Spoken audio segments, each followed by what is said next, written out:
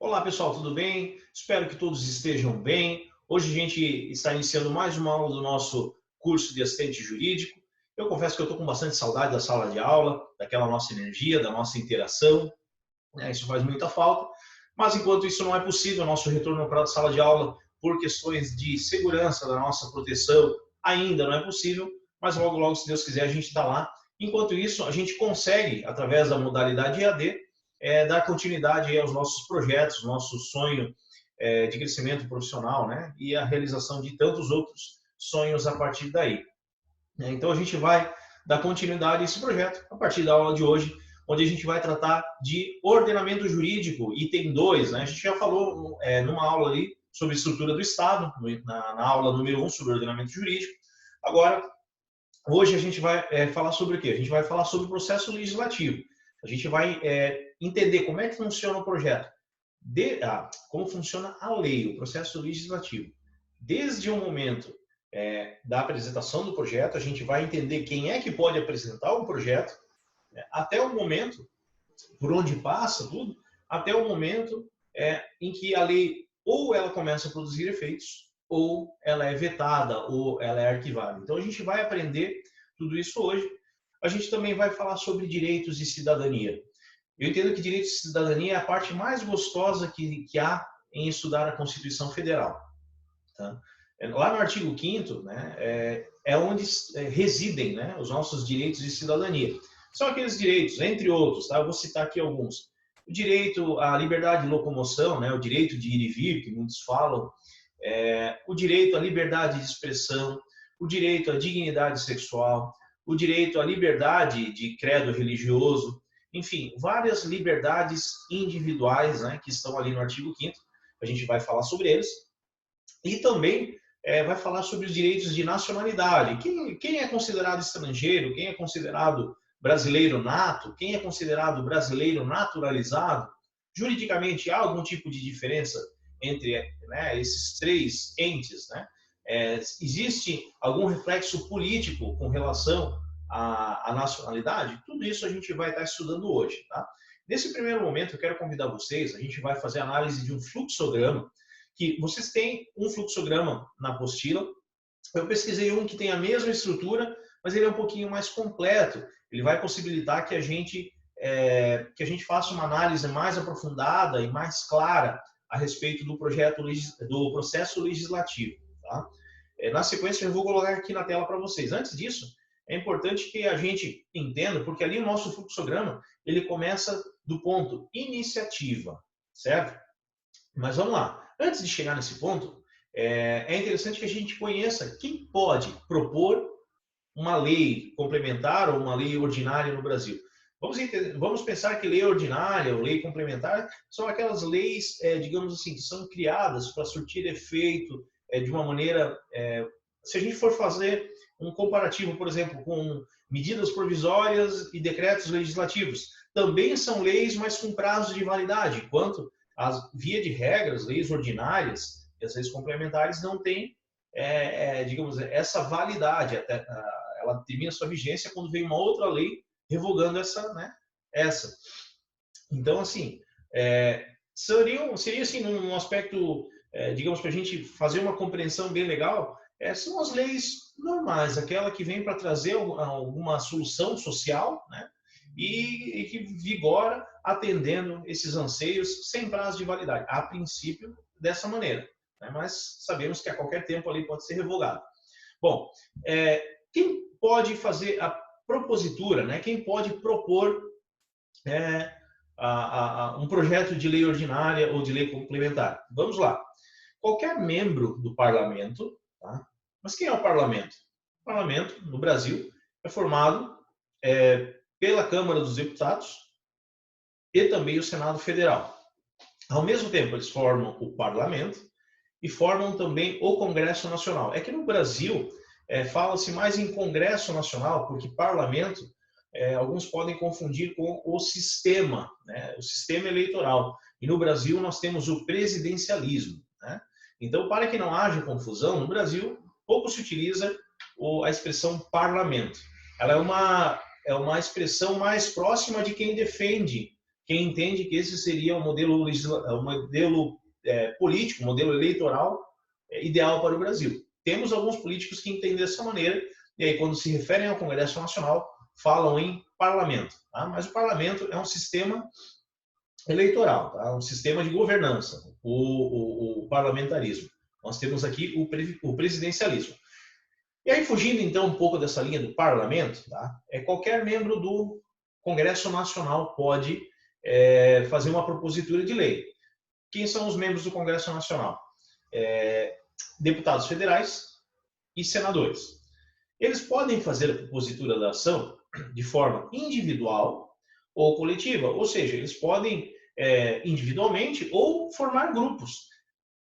Um deputado ele pode formar grupo tanto na Câmara dos Deputados quanto no Senado ou com representantes das duas casas, da mesma forma o senador. Né? Então, eles podem conjuntamente propor, né, apresentar uma proposta de lei. Né?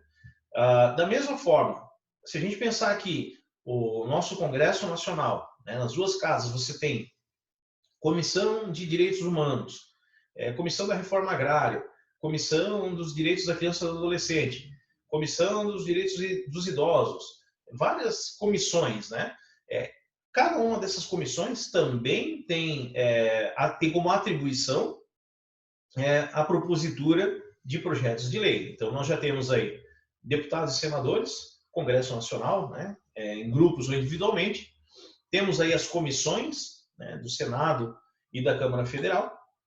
Temos o presidente da República, que também pode propor projeto de lei. Aí temos o Procurador-Geral da República. Mas o que é o Procurador-Geral da República? O Procurador-Geral da República ele é uma espécie de advogado da República. Né? O sistema republicano, né, como o nome diz, o sistema republicano, existem algumas diretrizes, alguns interesses, né, e que devem ser observados, que devem ser preservados, né? E aí entra interesses sociais, aí entra a Advocacia Geral da União através do procurador, aliás, a PGR, a Procuradoria Geral da República, né? Através do procurador, ele também tem atribuição de propor projeto de lei. Além do Procurador-Geral, temos o STF, então através dos seus ministros, né? Supremo Tribunal Federal, temos os tribunais superiores, né? O Superior Tribunal de Justiça, STJ, o Tribunal Superior do Trabalho, TST. Né? Então, os tribunais superiores também podem fazer propositura de projeto de lei. Vamos lá, já falamos aí dos tribunais, já falamos do STF, Câmara, né? Câmara, Senado, Procurador da República, Presidente da República. Temos também a possibilidade da propositura de projeto de lei por ação popular. Tá? Então, um projeto por ação popular. Ele tem uma peculiaridade, tá? Enquanto os outros eles são apresentados diretamente na Câmara, vamos imaginar, a comissão vai lá e apresenta o projeto, o presidente da República vai lá diretamente, todos os outros apresentam diretamente, enquanto a ação popular ela tem os requisitos ali previstos no parágrafo 2º do artigo 61 da Constituição Federal, que ele diz o seguinte, que para que seja apresentado na Câmara dos Deputados, então não pode ser nem no Senado, ele tem que ser na Câmara, né?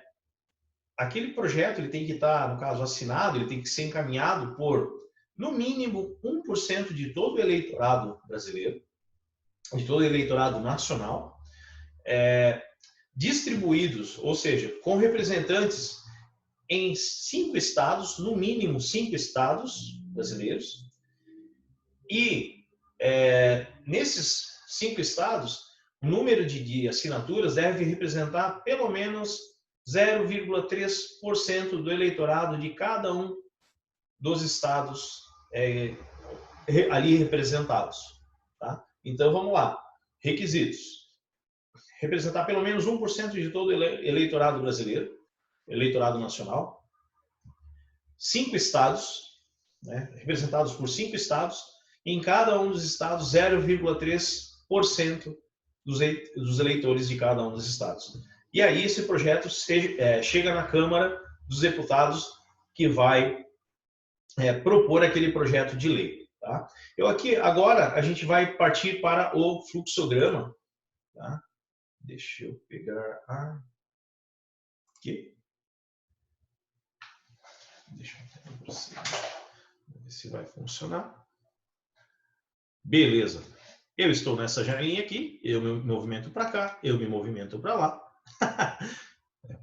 Bom, vamos lá. Eu vou me colocar aqui do cantinho para que a gente consiga ter uma boa visão aqui do nosso fluxograma. Então, vocês percebam aqui, acompanhando o meu mouse, temos aqui o projeto legislativo, né, de lei ordinária ou lei complementar. Só deixa eu dar um confere aqui, uma situação aqui.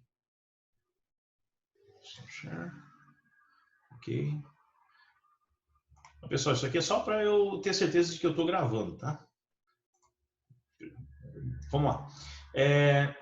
Lei ordinária ou lei complementar. Por que traz essa informação aqui? Porque, conforme eu falei anteriormente, decretos legislativos, decretos, medidas provisórias, eles têm um outro caminho, tá? Aqui ele traz a seguinte informação: publicação, artigo 84, inciso 4, ou quem promulgar. Lá na nossa Constituição Federal, está lá no artigo 84, inciso 4, que cabe de forma privativa ao presidente da República promulgar, né, leis complementares, leis ordinárias e leis complementares. Então aqui ele traz um número, né, mas lá ele traz a pessoa, a figura do presidente da República, tá? Não nominalmente, né, porque a gente tem eleições a cada 4 anos. Aqui, para a gente entender, tá, esse fluxograma, tá, ele não é muito longo, ele não é muito extenso, eu dei uma ampliada na tela para que a gente consiga fazer a leitura e acompanhar as informações que aqui estão presentes. Vocês vão perceber que, assim, ó, aqui a gente tem cada uma das etapas, tá, do processo legislativo. Tá? As flechinhas vermelhas, elas significam andamento regular, tá, dos procedimentos, seja para aprovar ou para vetar. Eu já vou explicar para vocês o que é o veto também. Tá? E aí a gente tem algumas flechinhas pontilhadas aqui que vão mostrar alternativas, vão mostrar possibilidades. Tá? Isso quer dizer o quê? Que fatalmente as vermelhinhas, por exemplo, chegou aqui, ó, a gente tem 3 flechinhas. A nossa lei, ela vai para alguma dessas opções, certo? Já as tracejadas são possibilidades, não é obrigado, tá? Então, é o que a gente vai ver agora.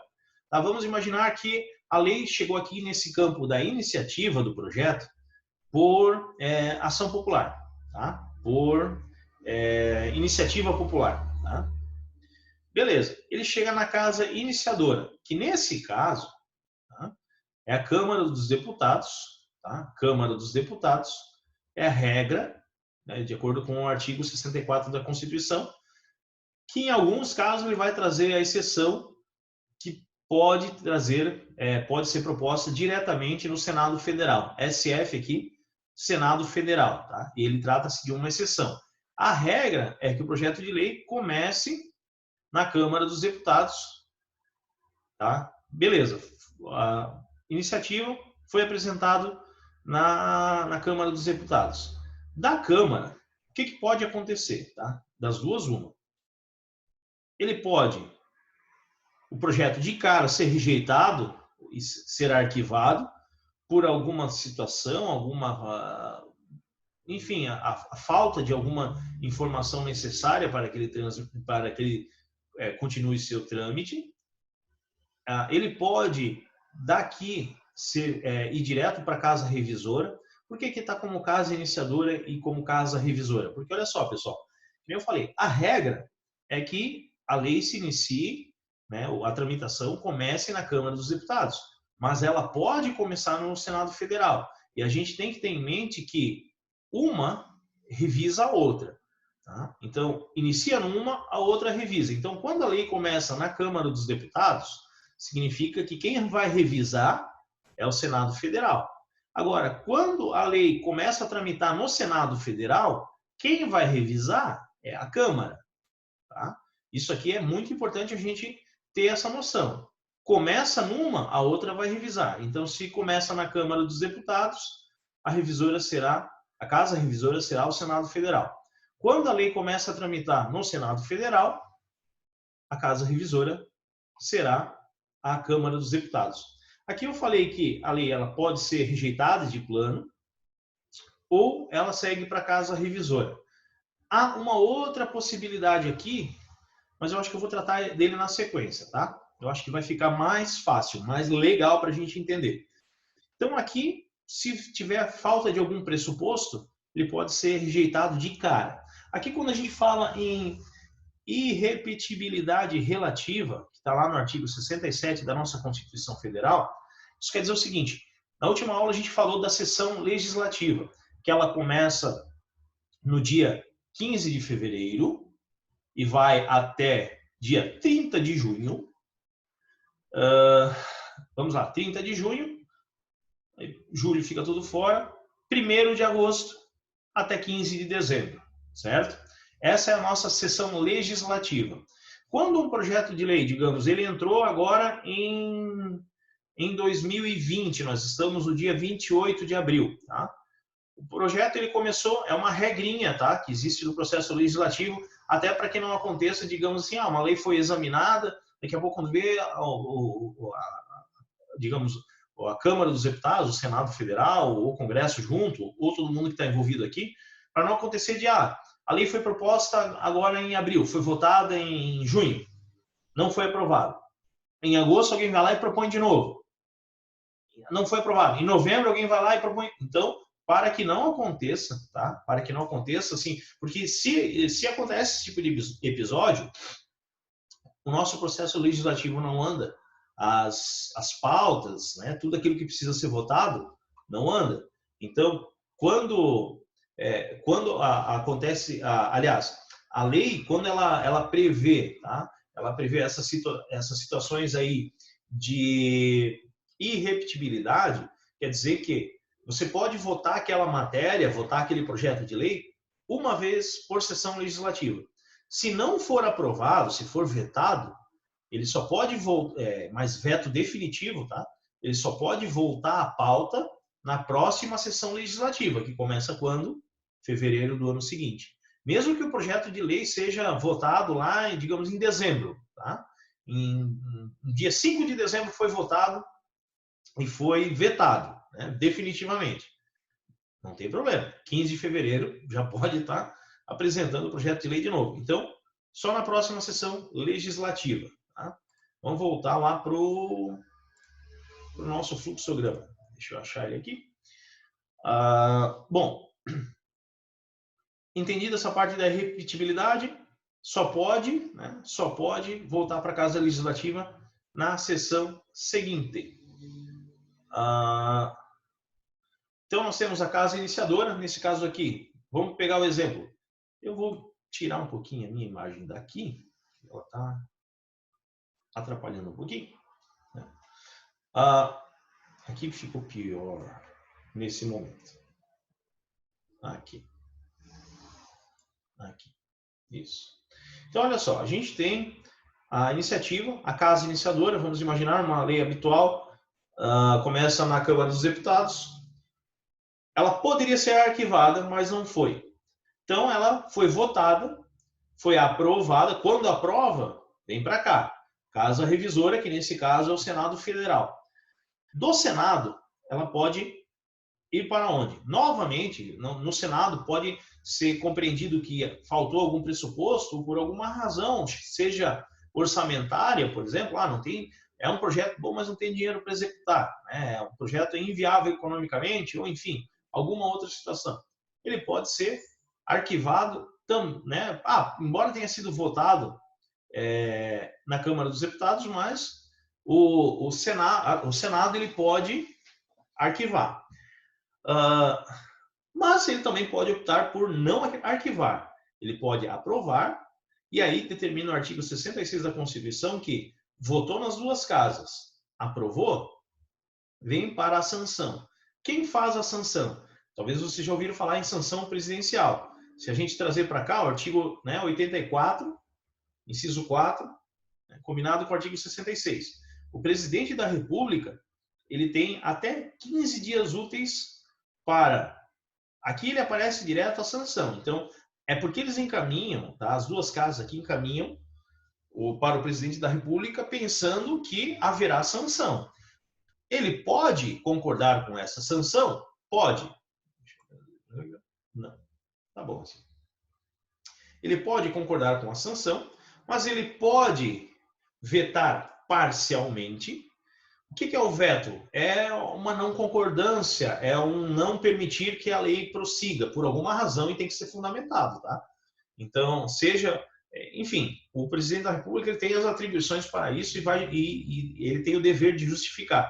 Então, quando o veto é parcial, quer dizer que parte da lei, né, foi cancelado, né, não vai ser aplicado. Quando o veto é total, tá? Quando o veto é total, serve para dizer que a lei foi totalmente cancelada, mesmo que foi votado 2 vezes aqui, né? Mas chegou no presidente, veto total. Tá? Antes de prosseguir, tá? Aqui para frente, a gente tem mais um pedacinho no nosso fluxograma. Antes de prosseguir, então a gente já entendeu aqui que veio por iniciativa, no nosso exemplo, iniciativa popular, poderia vir do STF, poderia vir do Procurador-Geral da República, enfim, entre outros. Mas a gente pegou aqui iniciativa popular porque iniciativa já está no nome aqui, né? Iniciativa veio para a Câmara dos Deputados. Da Câmara dos Deputados, ele obrigatoriamente ele vai para a Casa Revisora. Aí é o seguinte, ou ele vem para arquivamento, ou ele vem para o presidente da República, ou ainda, olha só a linha tracejada aqui, ó. Ele pode, digamos, aqui foi votado e foi aprovado. Chegou na Casa Revisora, no nosso exemplo, o Senado disse, opa, essa lei até que ela é legal, mas ela tem algo aqui que precisa ser melhorado, ou precisa ser modificado, né, ou precisa ser alterado, ou cancelado parte, tá? Qualquer alteração que se faça na Casa Revisora, tá? Ela precisa voltar para a Casa Iniciadora, certo? Ela precisa fazer esse retorno. Tá? Isso é regra da nossa Constituição. Então, aqui votou ok, vem direto para o presidente. Aqui votou ok, aqui houve alteração, ele não segue. Ele vem para cá, para a Casa Iniciadora, para essa Casa Iniciadora dizer se concorda ou não com a Casa Revisora. Né? Se vai manter as alterações ou se vai alterar. Enfim, é a reflexão que se faz sobre a lei. Voltou para cá a lei, aí olha só aqui, ó, o projeto com emendas, ou seja, as alterações que a Casa Revisora disse, olha, isso aqui precisa mudar, aqui então ele segue para a sanção presidencial com as emendas, artigo 66. Mas ela pode também rejeitar as emendas e enviar o projeto inicial à sanção, ou seja, embora aqui sugeriu, né, algumas alterações, o projeto veio para cá para deliberação, aqui pode dizer, não, a lei estava perfeita daquele jeito, e assim vai seguir. E aí vem para a sanção presidencial. Pode parecer uma bagunça? Deixa eu até abrir a tela aqui. Né? Pode parecer uma bagunça? Pode. É uma bagunça? É. É uma bagunça, é bagunçado. Porém, para que a gente possa ficar um pouco mais tranquilo, a ideia é que essas casas trabalhem alinhadas, tá? Essas discussões, por isso as comissões mistas, tá? As comissões mistas compostas por integrantes tanto do Congresso, tanto da Câmara dos Deputados quanto do Senado, a ideia é que eles trabalhem de forma harmônica, tá?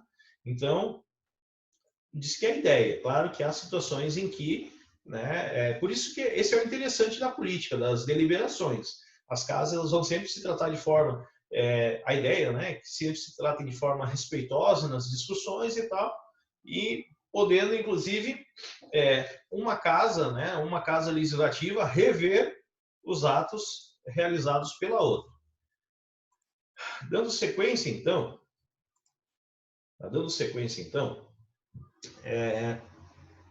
beleza, resolvida essa questão aqui, já sei que veio da casa iniciadora, não foi arquivado, né? Por nenhuma delas, não foi feito pedido de arquivamento.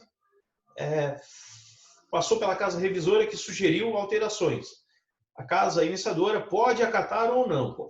Em qualquer uma dessas situações, ela acatando ou não a sugestão da casa revisora, ela vai encaminhar para a sanção, né, uma vez votada, né, desde que não seja arquivado. A gente sempre tem que ter isso em mente também, sempre poderá haver o arquivamento, mas uma vez que foi votado e não foi arquivado, encaminha-se para o presidente da República, que poderá sancionar, vetar parcialmente ou vetar totalmente o projeto de lei. Ele terá 15 dias para se manifestar. Aí talvez vocês estejam pensando, bom, chegou no presidente da República, acabou, né? Se ele disser que, se ele vetar, né? Se ele disser que não, é não. Não é bem assim. Não é bem assim. O sistema presidencialista, ele prevê, inclusive, quando se trata de matéria legislativa, né? Isso tudo desde que bem fundamentado. Quando o presidente da República veta alguma coisa, ele tem que fundamentar o veto. E vamos abrir aqui o fluxograma de novo, que vai ficar mais fácil para a gente demonstrar aqui como é que acontece. Bom, beleza, deixa eu puxar aqui a barra mais para o lado. Já falei que chegou aqui no presidente da República, ele vai tomar uma dessas decisões aqui. A sanção, tá? Caso ele resolva sancionar integralmente, tá? Se sob a percepção dele, poxa, a lei está perfeita, está dentro da diretriz orçamentária, enfim, é uma lei perfeita, boa, né, viável, cabível, possível de se realizar, enfim, trazendo para outros termos. Então, ele vai dar a sanção, que é aqui a essência, ou seja, concordo, ok. E aí vai para a publicação. Tá? Mas ele pode também promover um veto parcial, que é o quê? Pegar parte daquela lei e dizer, não, isso aqui não tem como fazer. Tá? Isso aqui não tem como fazer. Aí, aquele veto parcial, tá? A parte não vetada, tá? A parte não vetada, a parte que ele concordou, também segue para a publicação. Agora, a parte vetada, como o veto pode ser parcial, a gente já vai atacar aqui os dois. Veto total e veto parcial. Havendo veto total ou veto parcial, a parte vetada, tá? O presidente da República, ele deve comunicar as razões do veto ao presidente do Senado Federal. Tá? Então, toda vez que o presidente da República vetar totalmente ou parcialmente o projeto, a parte que, né, se houver uma parte não vetada, segue para a publicação. A parte vetada, ele deve comunicar as razões ao presidente do Senado Federal no prazo de 48 horas. Tá? Por quê? Porque haverá uma deliberação, ou seja, sobre a decisão do presidente da República, o nosso Congresso Nacional, né, formado pelo Senado e pela Câmara dos Deputados, eles vão discutir se aquele veto faz sentido ou não. Olha só, deliberação sobre o veto.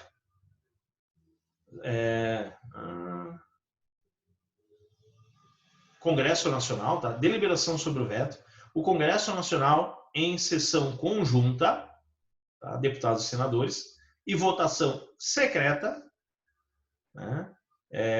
Farão a votação se mantém o veto ou não, sob pena de sobrestamento das demais proposições. Ou seja, se o veto for parcial, tá? Se o veto for parcial, eles precisam votar isso aqui no prazo de 30 dias, tá? Porque senão, inclusive, a parte não vetada, ele vai ficar paralisado até que seja votado. Vocês percebem onde nascem os entraves na hora de se fazer a política? Né? Aqui é um belo exemplo. Ó. Se aqui ficar parado mais do que 30 dias, fica sobrestado, inclusive a parte não vetada. Tá? Caso não seja mantido o veto, né? Porque aqui é o seguinte, aí eu tive que baixar um pouco mais o gráfico, vou me puxar aqui mais para baixo também. Não, estava numa posição boa aqui, animal. Aqui, Tá, então, comunicou as razões, chegou aqui, deliberaram, eles podem concordar com o presidente e manter o veto, né? Então, manter o veto é o veto não superado, tá? Mantido. Vai para arquivamento, certo? Acabou o projeto de lei, ele tramitou por tudo, ó. Casa iniciadora, casa revisora, passou pelo presidente da República, recebeu o veto. Chegou aqui, pode ser o veto parcial total. O Congresso Nacional, que votou separadamente aqui, voto aberto, aqui vai votar secreto, e aqui pode ser arquivado. Mas temos também a possibilidade do Congresso Nacional entender que o presidente da República errou e deveria ter dado continuidade àquela lei, publicado aquela lei. Então, olha só, não mantido o veto, ou seja, rejeitado, por maioria absoluta na Câmara dos Deputados e também no Senado Federal, conta-se de maneira separada, lembrando que o nosso Senado é formado por 81 senadores, tá? E enquanto a nossa Câmara dos Deputados ela é formada por 513 deputados federais, vamos lembrar daquela proporção? Senado Federal, 3 senadores por estado. Câmara dos Deputados, 513 deputados no total, sendo que tem que haver no mínimo 3 deputados federais por estado e no máximo de 70, né? No mínimo 3 e no máximo 70. Abrindo aqui novamente.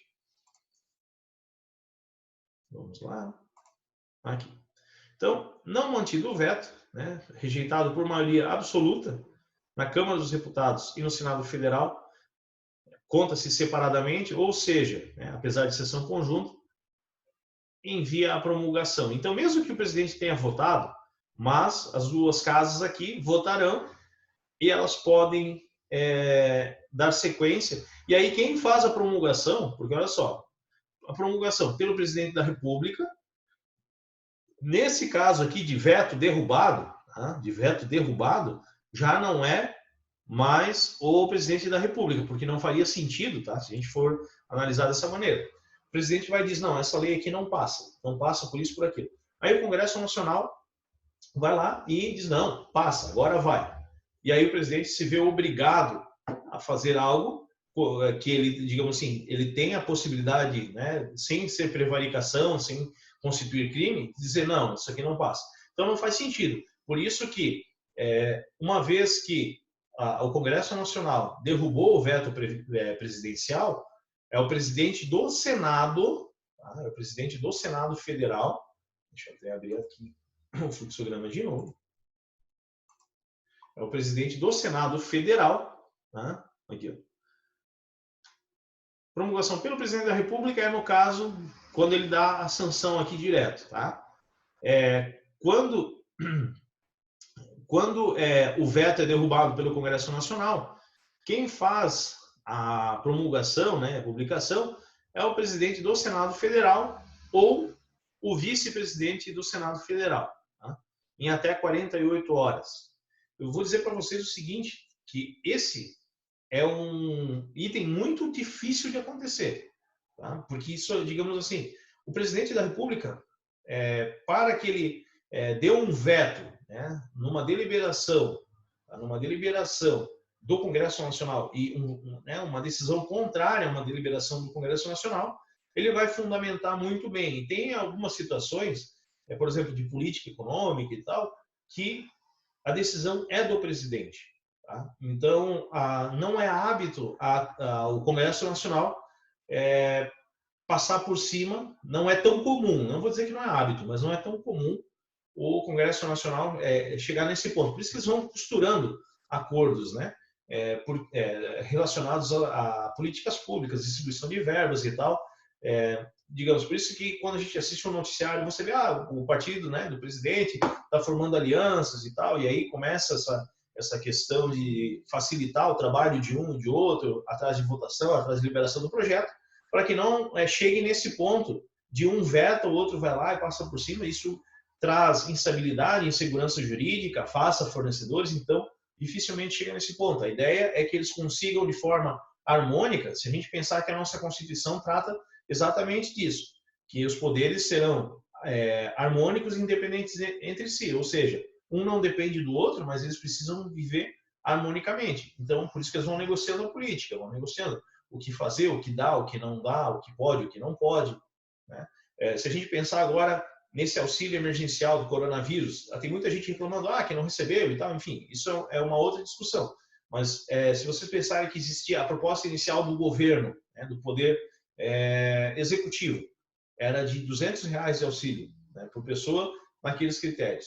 E aí foi uma barganha com o Congresso Nacional e conseguiram aumentar para R$600. Né? Então, é um belo exemplo aí de como é que funciona a negociação. Não houve ali a questão do veto, nada nesse sentido, foi negociado. Beleza, gente? Então, nosso processo legislativo, vou abrir aqui de novo.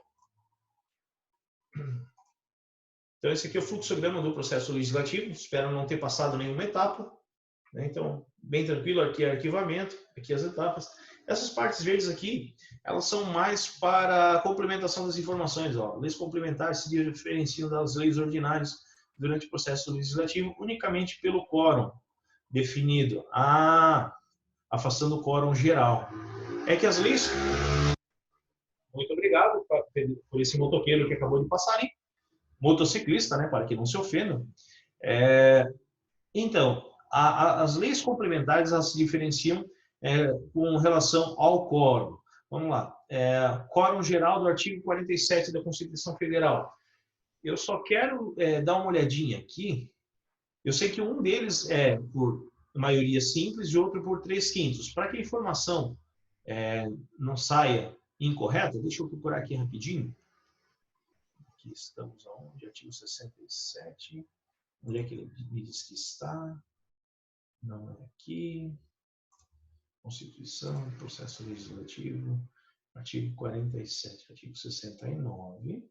Ó, quórum do 69. Vamos lá. Quórum do 69.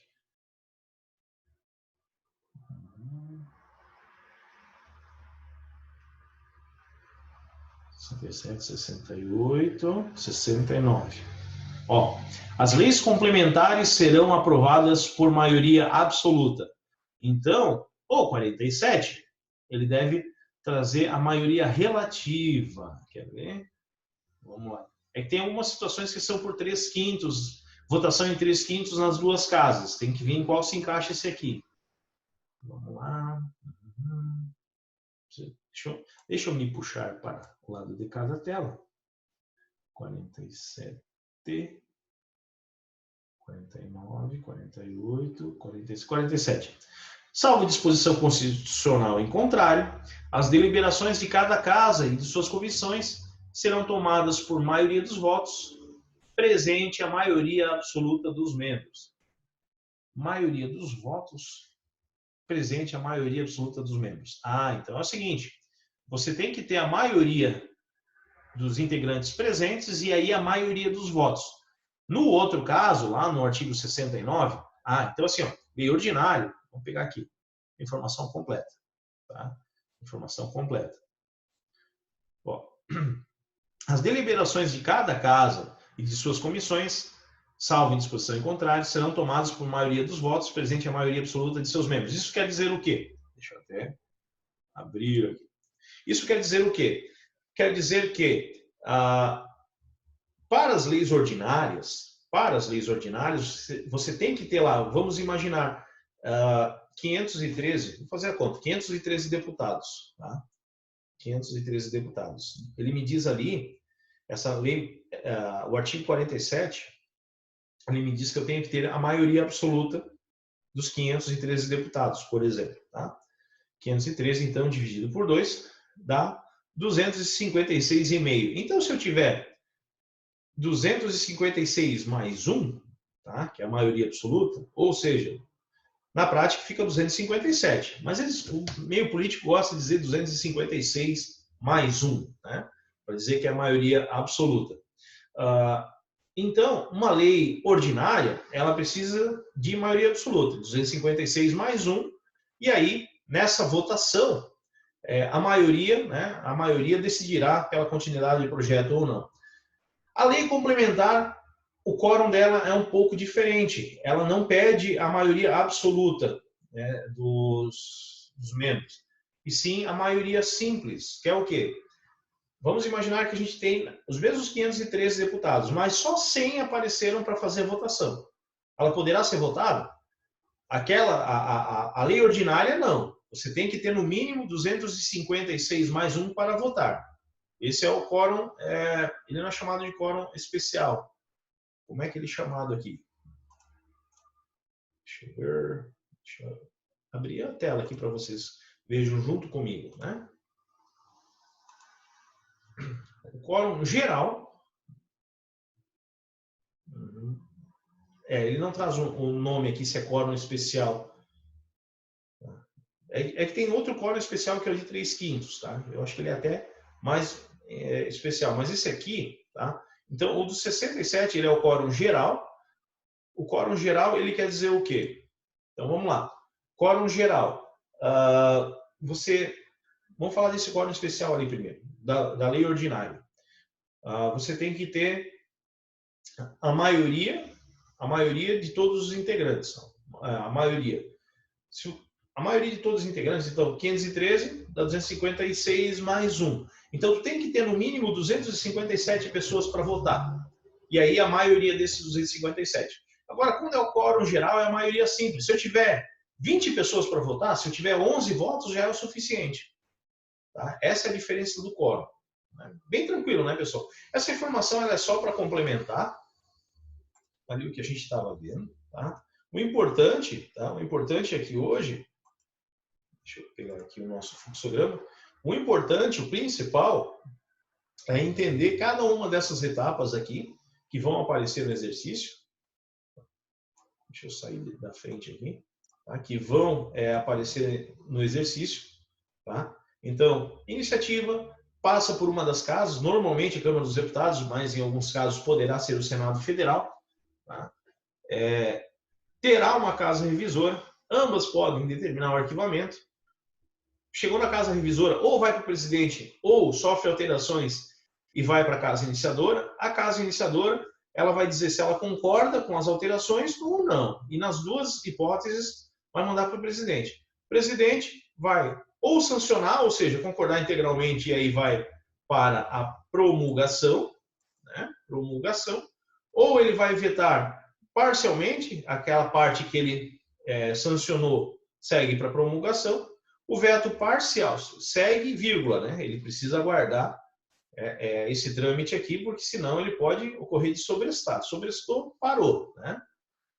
Veto parcial e o veto total devem ser comunicados, então, ao presidente do Senado Federal, tá? Diretamente fundamentado, devidamente fundamentado, e aí vai haver deliberação do Congresso Nacional, né? Isso no caso da lei ordinária, e também da lei complementar. Haverá deliberação no Congresso Nacional em votação separada em cada uma das casas, né? E aí, por maioria simples, né? Prazo de 30 dias. Deliberação sobre o veto, sessão conjunta e votação secreta. Sob pena de não mantido o veto.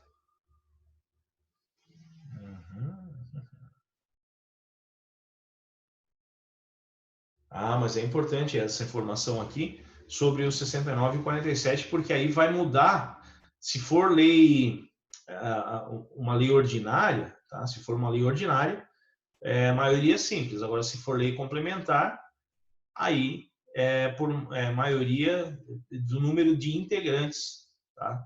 Maioria do número de integrantes. Se não tiver quórum suficiente, é onde às vezes a gente vê no noticiário lá, alguém diz assim, não teve quórum para votação, né? Foi marcado para outro dia. Isso quer dizer que não apareceu o número mínimo de deputados para votar aquele projeto. Né? O processo legislativo sumário, o presidente da República poderá solicitar urgência para a apreciação de projetos de sua iniciativa. Então, aqui tem algumas regrinhas ali que devem ser observadas. Tá? Bem legal isso aqui também. Se no caso, tá. Eu falei, o importante é que vocês tenham compreendido a tramitação, tá? A tramitação do projeto de lei. Beleza? Gente, eu confesso que eu não controlei o tempo aqui de início da nossa gravação, tá? Mas na sequência eu devo dar continuidade e ao final eu vou lançar então um exercício aí com trabalhando todas as questões que a gente verificou até aqui. Já estou com a garganta um pouquinho seca, eu vou fazer uma breve pausa, vocês vão perceber um corte bem rápido aí no vídeo, né? Mas na sequência a gente já dá continuidade. Beleza, pessoal? Até daqui a pouquinho. Rapidinho, falando da publicação, faltou complementar. A publicação é quando, digamos assim, quando a lei passa a vigorar, e aí existem algumas situações peculiares. Assim, ó, se o texto da lei não diz, porque normalmente, né, a lei, ela normalmente diz, esta lei passa, né, a vigorar a partir de. Se a lei, muitas vezes ela vai dizer, vai vigorar a partir da data de publicação. Publicou, né, a regra processual principalmente, publicou, já começa a surtir efeitos. Agora, tem leis que entrarão em vigor em 60 dias. Pode aparecer? Pode. Entrará em vigor em 30 dias. Pode aparecer? Pode. E quando a lei não trouxer essa informação, né, de vigência, quando entra em vigor, né, então a regra é, se não falar em data, ela entra num período de vacácio. Eu ia falar em espanhol, vacaciones, né? Vacaciones é férias, né? Mas é vacácio, é um período em que ela não produz efeitos. Vacácio, né? Em espanhol, vacaciones, em inglês, vacation, né? E no latim, vacácio. Vacácio legis, tá? É o período em que a lei não surte efeitos.